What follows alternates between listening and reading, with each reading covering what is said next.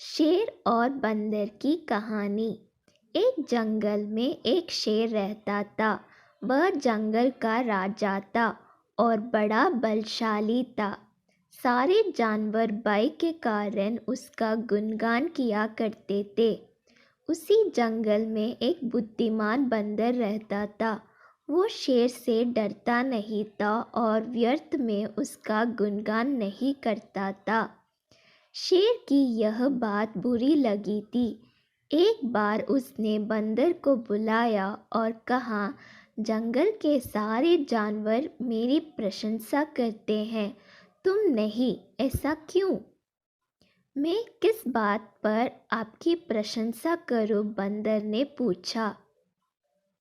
मैं बलशाली हूँ, जंगल के सारे जानवर मुझसे डरते हैं, शेर ने उत्तर दिया। वनराज, मैं बल को नहीं बुद्धि को श्रेष्ठ मानता हूँ, इसलिए मात्र बल के कारण मैं आपका गुणगान नहीं करूँगा, बंदर बोला। शेर को बुरी लगी और दोनों में विवाद हो गया। विवाद का विषय था बुद्धि श्रेष्ठ है या बल। शेर की दृष्टि में बल श्रेष्ठ था, किंतु बंदर की दृष्टि में बुद्धि। दोनों के अपने अपने तर्क थे। अपने तर्क देकर वे एक दूसरे के सामने स्वयं को सही स्थित करने में लग गए। बंदर बोला, शेर महाराज, बुद्धि ही श्रेष्ठ है। बुद्धि से संसार का हर कार्य संभव है, चाहे वह कितना ही कठिन क्यों ना हो। बुद्धि से हर समस्या का निदान संभव है, चाहे वह कितना ही विकट क्यों ना हो। मैं बुद्धिमान हूँ और अपनी बुद्धि का प्रयोग कर किसी भी मुसीबत से आसानी से निकल सकता हूँ। कृपया यह बात मान लीजिए।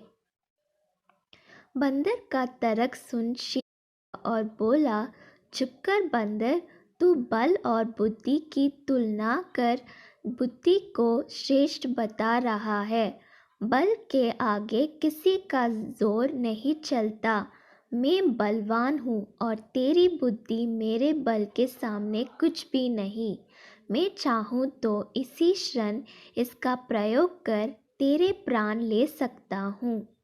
बंदर कुछ क्षण शांत रहा और बोला, महाराज, मैं अभी तो जा रहा हूँ, किंतु मेरा यही मानना है कि बुद्धि बल से श्रेष्ठ है।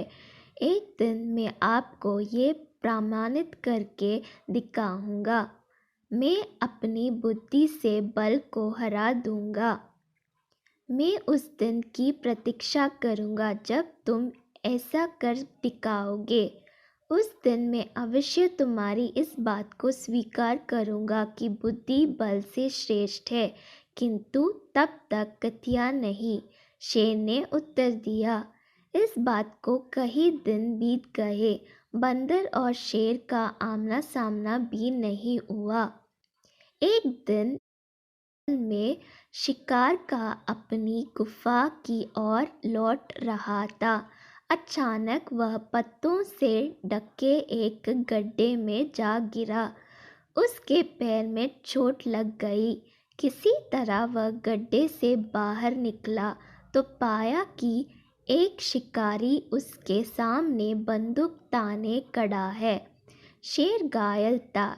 ऐसी अवस्था में वह शिकारी का सामना करने में असमर्थ था। तभी अचानक कहीं से शिकारी पर पत्थर बरसने लगी। शिकारी हड़बड़ा गया। इसके पहले कि वो कुछ समझ पाता, एक पत्थर उसके सिर पर आकर पड़ा। वह दर्द से तिलमिला उठा और अपने प्राण बचाने वहां से भाग गया। शेरों से हमला किसने किया और किसने उसके प्राणों की रक्षा की?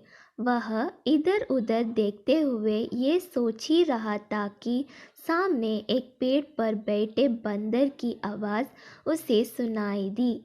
महाराज, आज आपके बल को क्या हुआ?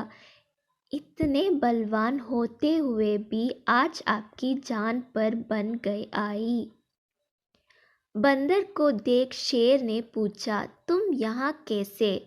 महाराज, कई दिनों से मेरी उस शिकारी पर नज़र थी। एक दिन मैंने उससे गड्ढे खोदते हुए देखा तो समझ गया था कि वह आपका शिकार करने की फिरक में है।